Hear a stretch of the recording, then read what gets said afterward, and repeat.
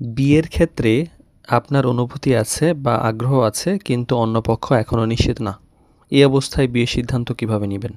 ধরেন একজন রাজি, আরেকজন এখনও দ্বিধায় আছে। এমন অবস্থায় যদি বিয়ে হয় তাহলে কি হতে পারে?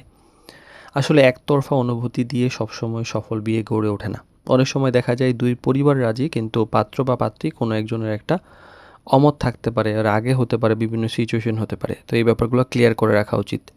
তো বিয়ের জন্য প্রয়োজন ২ পক্ষের স্পষ্ট সম্মতি, মানসিক প্রস্তুতি এবং পারস্পরিক গ্রহণযোগ্যতা।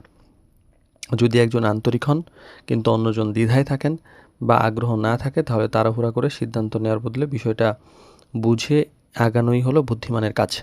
তো ম্যারেজ ক্যারিবিটির বিবাহ বিষয়ক জটিল প্রশ্ন সহজ উত্তর সিরিজের ৭৭তম পর্বে আজকের কথা হলো যে একতরফা অনুভূতি যদি থাকে তাহলে কি করবেন?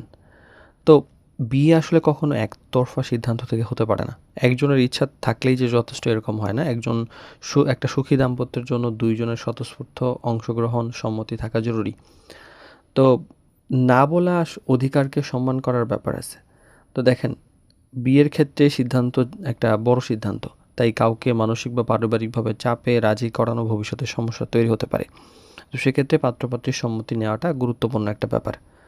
আর দ্বিধার কারণটা আসলে বোঝার চেষ্টা করা উচিত। সব না যে একরকম তা কিন্তু নয়। কখনো, কখনো সময়ের প্রয়োজন হয়, কখনো, কখনো বাস্তব কোনো উদ্বেগ থাকে। সিদ্ধান্তের ক্ষেত্রে কারণটা বোঝা দরকার। অনেক সময় কেরিয়ার, ফ্যামিলি, ভবিষ্যৎ পরিকল্পনা ইত্যাদি নিয়ে অনিশ্চয়তা থাকে। আর বিয়ের পরও কিন্তু পারস্পরিক গ্রহণযোগ্যতা জরুরি। অনেক বিয়ে পারিবারিক সিদ্ধান্তে হয়। সেখানে দুজনের উচিত যে সময় নিয়ে একে অপরকে একটু হলেও বুঝা, সম্মান করা এবং একটা সম্পর্ক গড়ে তোলার চেষ্টা করা। এটলিস্ট সামনাসামনি একবার দেখা করে মতামতটা নেওয়া। তো শুরুতে যদি অস্বস্তি থাকে তাহলে এরকম বোঝাপড়ার মাধ্যমে সেটা সমাধান করা উচিত। না হলে পরবর্তীতে এটা নিয়ে সমস্যা হয়।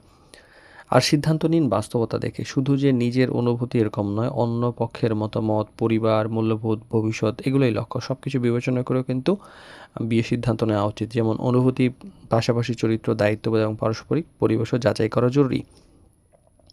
তো আসলে বিয়ে শুধুমাত্র একজনের অনুভূতির উপর যে দাঁড়িয়ে থাকে এমন না। আবার ২ জন মানুষের পারস্পরিক সম্মান এবং দায়িত্ববোধ এইসবের উপর গড়ে ওঠে। সঠিক বিয়ের সিদ্ধান্ত হলো এমন একটা সিদ্ধান্ত যেখানে অনুভূতির পাশাপাশি সম্মান, বোঝাপড়া এবং বাস্তবতা সমানভাবে গুরুত্ব পায়।